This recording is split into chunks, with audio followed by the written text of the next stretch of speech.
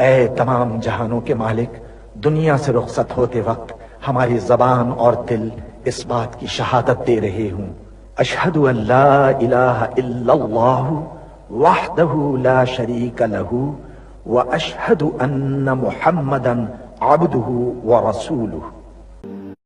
اے میرے پروردگار، تو جانتا ہے کہ میں تیری کائنات کا سب سے حقیر ذرہ ہوں، میری حقیقت اور میرے دل میں چھپے ہر چور سے بس تو ہی واقف ہے۔ میرے گناہوں کی فہرست کتنی بھی طویل سہی تیری بے قرار رحمت سے کم ہے۔ میرے مولا تیرا ہی آسرا ہے، میری ہر سانس کے مالک، میرے ہر کام میں اپنا کرم فرما۔